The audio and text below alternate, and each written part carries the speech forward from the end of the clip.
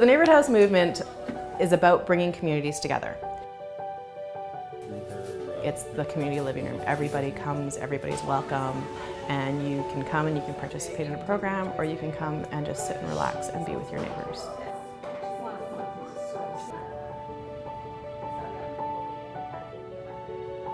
I started coming here in 1986. When my parents separated, we moved into Brant Villa's government housing.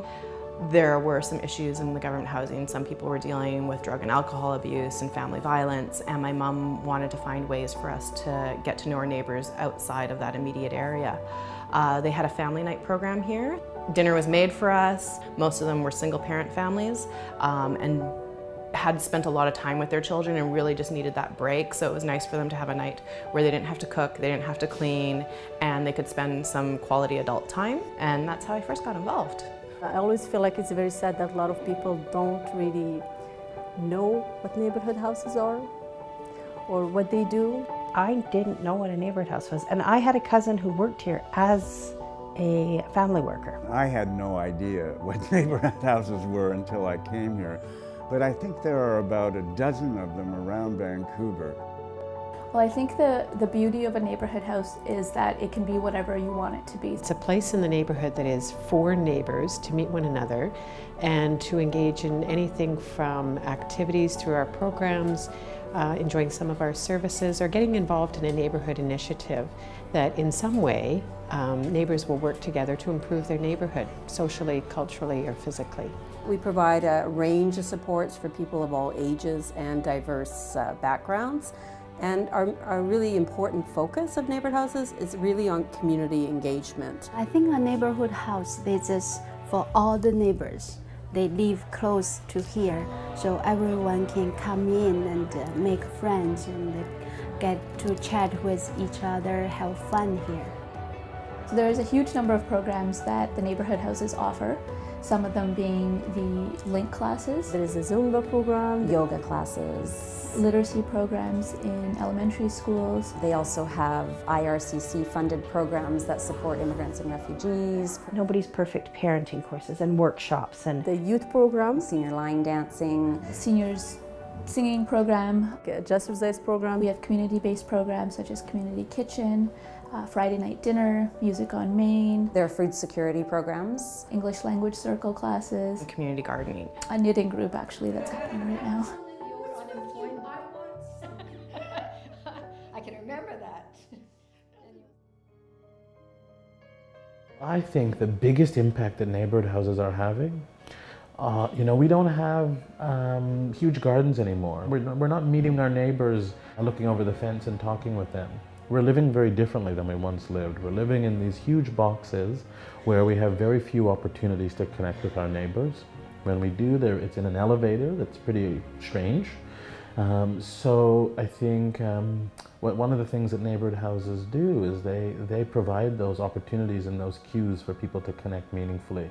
When I came to Canada, it was hard because I come from a culture where the neighbors and the people were just one family. So like you can be living in a neighborhood where like you'll have your house and 4 or 5 houses, but we were all one family, even though we were just neighbors. We didn't know each other, but actually it was a life that we would just walk into each other's house and eat each other's food. When I came here, I was shocked because people don't talk to each other. Neighbors don't know each other. To me, it was like so strange. A lot of people are isolated and may not know how to connect with other people.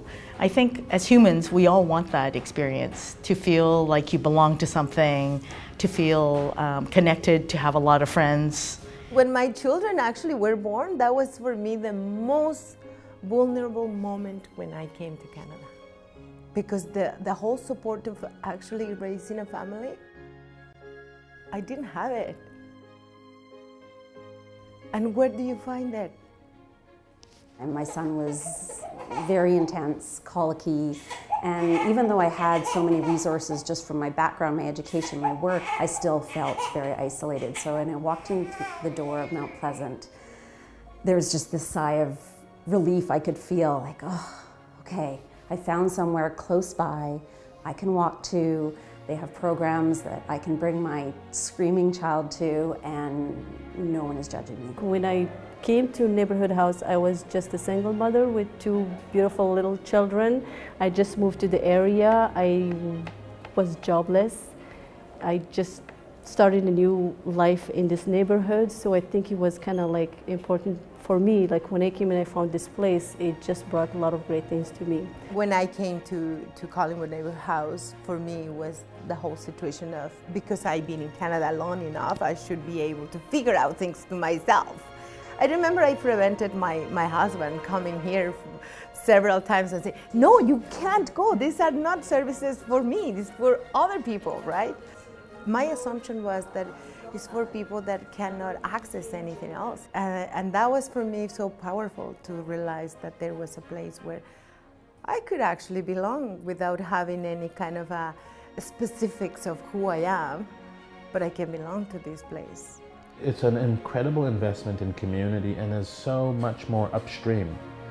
If we're able to challenge things like isolation, if we're able to help people who might be materially poor develop a network and connect with others and learn about other resources in the community, they're less likely to feel isolated and to explore other options that aren't as healthy or safe to access the things that they need.